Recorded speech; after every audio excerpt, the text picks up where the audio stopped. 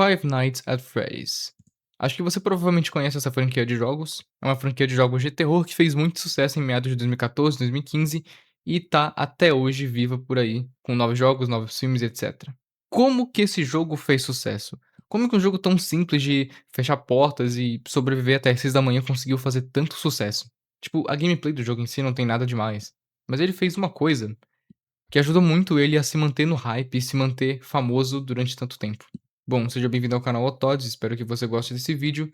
E eu vou te mostrar aqui a estratégia que FNAF fez, a estratégia que FNAF utilizou, basicamente até hoje eu continuo utilizando, e que eu mesmo estou aplicando no meu jogo, que é o Souls Apart. Se você acompanha o canal, você conhece meu jogo, tá bom? Bom, bora lá. Five Nights at Freddy's 1. FNAF 1 é um jogo de terror lançado em 2014 por um carinha chamado Scott Calton, que é basicamente esse cara aqui. Caramba, essa imagem aqui é muito clássica, meu Deus. A primeira vez que eu vi essa imagem acho que foi em, sei lá, 2016, quando eu era criancinha ainda. Tô revendo essa mesma imagem hoje. Bizarro.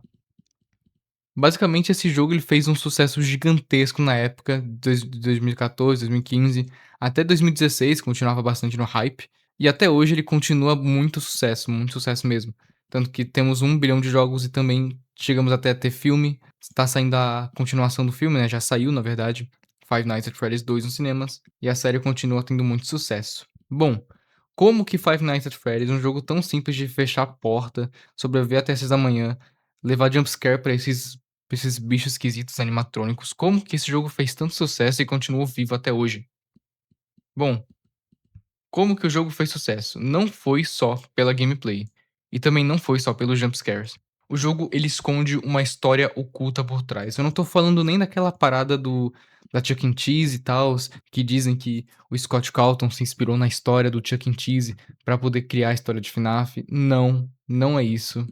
Ao menos que eu saiba, não, isso não é verdade, não foi inspirado, foi só uma coincidência gigantesca. Mas basicamente o jogo, ele tem uma história oculta por trás de assassinatos, de infanticídios, de assombração e tudo mais.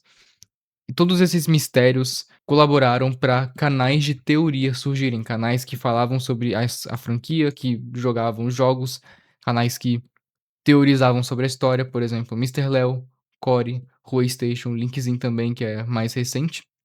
Todos esses, eles já fizeram teorias de Five Nights at Freddy's. E não só aqui no Brasil, mas basicamente na gringa também, a gente tem canais como The Game Theory, que basicamente surgiu por causa de Five Nights at Freddy's, né.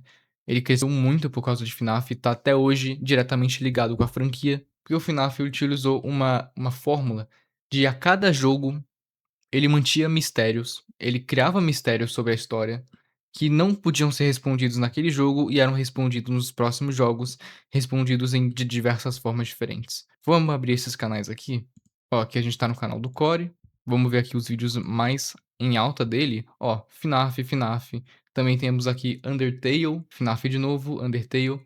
Basicamente esse canal aqui, o Core, ele basicamente surgiu, que eu saiba, criando conteúdo sobre jogos antigos, e por causa de Undertale ele começou a criar conteúdo sobre jogos independentes. E esse canal aqui ele basicamente cresceu por conta de jogos como FNAF, como Undertale, que tem mistérios, tem segredos e que o Core podia criar conteúdo sobre esses jogos. Os 2 vídeos mais vistos deles é basicamente contando a história inteira de Five Nights at Freddy's, um jogo que tem anos e anos de história não contada, anos e anos de mistérios. E basicamente esse mistério inteiro por trás da história, por trás do que aconteceu com William Afton em 1998, e como ele morreu na roupa de Springtrap na pizzaria do caralho a 4 do meu ovo, e basicamente tudo isso movimenta uma comunidade que continua teorizando, continua falando sobre esse jogo e mantendo esse jogo no hype até hoje. Se não fosse o Scott Calton ter colocado todos os mistérios de Five Nights at Freddy's dentro do jogo, se não fosse o Scott Calton ter feito isso, provavelmente FNAF não estaria no mesmo jeito, no mesmo nível,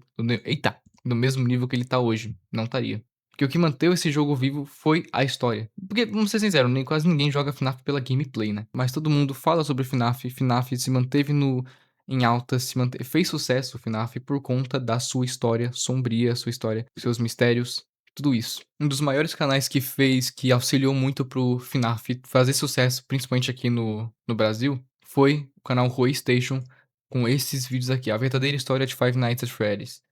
A verdadeira história de Five Nights at Freddy's, parte 3, parte 2, a parte 6 também aqui embaixo.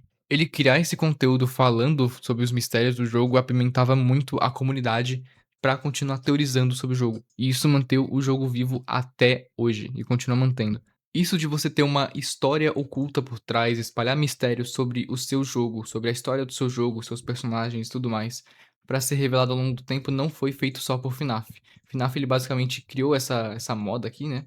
Com certeza a FNAF não foi o primeiro a fazer isso, mas o FNAF ele popularizou esse estilo de contar uma história através dos videogames, de você espalhar mistérios e ir solucionando esses mistérios ao longo dos próprios jogos. Outra coisa que ajudou o FNAF a fazer sucesso é que o FNAF tinha um conceito relativamente inovador para a época que ele foi lançado. Na época de 2014, 2015, a gente tinha poucos jogos de terror diferente. A maioria era muito semelhante. Você andava por um lugar assombrado, aí um monstro te perseguia e tudo mais. E o FNAF ele quebrou isso, trazendo um conceito diferente pra época, que é um jogo de terror de sobrevivência onde você não foge da ameaça. Os animatrônicos são ameaça, mas você não vai fugir dos animatrônicos, os animatrônicos vão vir até você. A ameaça do jogo vem até você e você se defende dela. Basicamente, é totalmente diferente do que a gente tinha de jogos de terror naquela época. Na verdade, até para os padrões de hoje em dia é diferente. Outra coisa que ajudou o FNAF a se manter no hype durante todos esses anos e continuar fazendo muito sucesso, foi que o jogo foi separado em capítulos. FNAF 1, 2, 3 parecem jogos separados, mas vamos ser sinceros, FNAF 1, FNAF 2, FNAF 3 são basicamente capítulos de uma mesma história, não são jogos separados. Dava pra facilmente Five Nights at Freddy's ser um jogo e, sei lá, os seis primeiros jogos eles serem capítulos separados do mesmo jogo, que você compra o jogo uma vez e você joga cada capítulo separadamente. O FNAF ele basicamente criou essa fórmula de capítulos de uma mesma história, que em cada capítulo mistérios novos surgem na história, alguns antigos mistérios eles recebem mais detalhes e alguns outros são revelados. Outros jogos que se aproveitaram dessa fórmula, que FNAF basicamente popularizou, Pop Playtime também seguiu a mesma fórmula, ele tem Pop Playtime capítulo 1, capítulo 2, capítulo 3, capítulo 4. Em cada capítulo do Pop Playtime, você tem novos mistérios que vão surgindo, você tem detalhes da história, os personagens evoluindo, você começa a entender melhor o que os personagens querem dentro daquela fábrica. Basicamente, a história evolui e os mistérios também. Ou seja, jogos como Pop Playtime, como FNAF, são prato cheio para canais de teoria. Com canais de teoria fazendo teoria sobre o seu jogo, movimentam o nome do seu jogo, consequentemente, seu jogo é mais comprado, é mais jogado, e as pessoas falam mais sobre o seu jogo. E se você separar isso em capítulos e lançar capítulos com uma frequência alta, por exemplo, FNAF a cada 4, 5 meses já tinha um jogo novo, foi uma frequência gigantesca pra época. Pop Playtime já tá seguindo um caminho diferente, ele tem um capítulo de Pop Playtime a cada 1 ano, mais ou menos. Demora mais ou menos 1 ano pra lançar cada capítulo, que é um tempo razoável até. Se você seguir essa fórmula que o Pop Playtime segue, que o FNAF popularizou, se você consegue manter o seu jogo no hype durante muito tempo, as pessoas falando do seu jogo. Claro, você que tá vendo esse vídeo aqui, se você tentar aplicar isso, provavelmente você não vai conseguir repetir o mesmo sucesso, o mesmo hype de um Pop Playtime da vida, de um FNAF, é muito complicado. FNAF, por exemplo, foi o pioneiro a fazer isso. Mas um jogo que tá fazendo isso, por exemplo, é Deltarune. Deltarune é do mesmo criador de Undertale, o Toby Fox. Undertale, ele já tinha essa ideia de separar, de colocar mistérios no jogo, que faziam as pessoas criarem teorias e postarem vídeos de teoria no YouTube, consequentemente ajudando a apimentar o nome do jogo. E Deltarune faz a mesma coisa. Você tem detalhes da história do Deltarune que surgem como mistérios e a partir dos capítulos, a cada capítulo você tem novos mistérios surgindo, revelação de mistérios passados, dicas de o que tal personagem é, por exemplo. Eu obviamente não vou dar spoiler das coisas de Deltarune, eu joguei todos os capítulos, mas saiba que os mistérios vão se revelando ao longo de cada capítulo e isso é bom, porque mantém a sua comunidade engajada. Tá, e como que eu estou aplicando isso no meu jogo? Como eu aplico isso no meu jogo, o Souls Apart? Bom, vamos lá. Bom, aqui eu tenho o Souls Apart, eu tenho basicamente minhas coisas aqui de organização do canal, meus projetos de jogos, e tudo mais.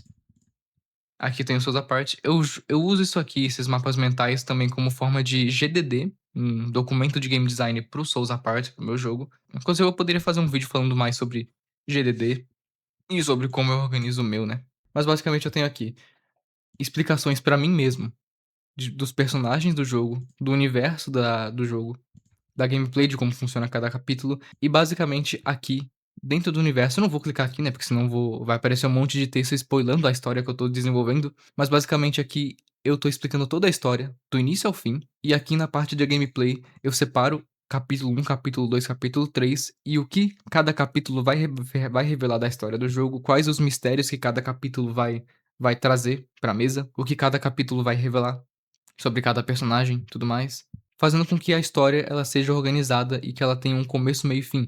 Porque um dos problemas do FNAF é que como o Scott Cawthon, ele fez o primeiro jogo lá na época do FNAF 1, provavelmente com uma história muito simplesinha na cabeça: "Ai, as crianças morreu aqui, um assassino matou as crianças, aí elas viraram os robô, pronto, essa é a história do FNAF". Ele não ia expandir mais essa história, a história não era muito complexa, era só isso. Mas como os jogos começaram a fazer sucesso, começaram a entrar na boca da galera, ele fez o jogo 2, cadê? Ele fez o jogo 2, o jogo 3, o jogo 4, o jogo 5, o jogo 6, e ele precisava colocar novos mistérios e expandir essa história. Ele acabou expandindo a história de uma forma que não foi nem um pouquinho planejada. Consequentemente, a história do FNAF hoje em dia é uma bagunça total. Se a história tivesse sido planejada desde o início, provavelmente seria muito mais fechadinha, não teria tanto retcon, não teria tanta coisa que não faz sentido, linha do tempo bagunçada, tudo mais. Algo que Deltarune já previu, e Deltarune com certeza o Toby Fox, ele já tem uma noção inteira da história do Deltarune, como funciona as coisas nesse universo, e tudo isso, e ele não tá fazendo igual o FNAF fez, de basicamente criando a história com o tempo, não. A história aqui ela já existe, tá sendo contada aos poucos em cada capítulo, e em cada capítulo você tem dicas sobre como vão andar as coisas no futuro da história. E no meu jogo é a mesma coisa, eu tenho a história inteira planejada, no meu caso ainda tá sendo planejada, né. A cada capítulo eu vou distribuindo o que que eu vou revelar da minha história no jogo, o que que eu vou revelar da história, o que que eu vou acrescentar de mistério, o que que eu vou revelar de cada personagem a cada capítulo eu já sei o que que vai ter. E isso ajuda muito a você manter o seu jogo a história do seu jogo fazendo sentido, ter um motivo pra criarem conteúdo de teoria, porque é um ótimo conteúdo, as pessoas gostam de vídeos de teoria. Então imagina se eu crio o meu jogo aqui e canais como o Core, o Linkzinho, o MrLeo fazem vídeos de teoria sobre o meu jogo, ia ser incrível. Ia aumentar muito o hype do jogo, muita gente ia conhecer o jogo aí a partir daí, ia ser muito interessante. A chance disso acontecer naturalmente é baixa? Sim, com certeza. Mas você poderia, por exemplo, se você está desenvolvendo um jogo e você está acrescentando mistérios, você pode você pode procurar um criador de conteúdo, pedir para jogar o seu jogo, ou dar recompensa em dinheiro mesmo também, se você tiver dinheiro aí, grana, ou fazer algum tipo de parceria, você tem que dar o seu jeito, basicamente é isso. E no geral é isso, o FNAF fez muito sucesso porque ele soube contar sua história criando mistérios, manter ele soube ter um assunto pra manter o nome do Five Nights at Freddy's ativo na internet durante muito tempo.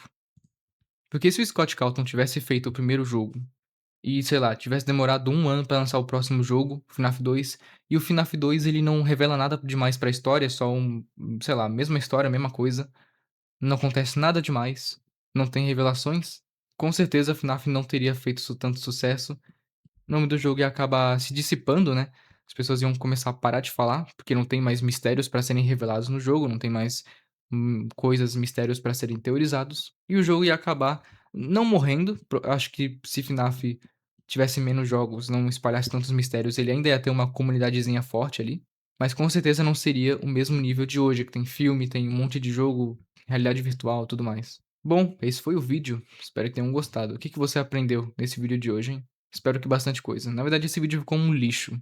Ficou muito ruim esse vídeo. Fala a real, ficou muito ruim. Mas também não ajuda muito que tá um calor do caramba aqui. E eu não posso usar o ventilador, porque senão vai ficar ruim o áudio, né? E eu tô morrendo, meu cérebro tá fritando de calor. Assiste esse vídeo aqui que tá no meio, que pode ser interessante pra você, e até mais.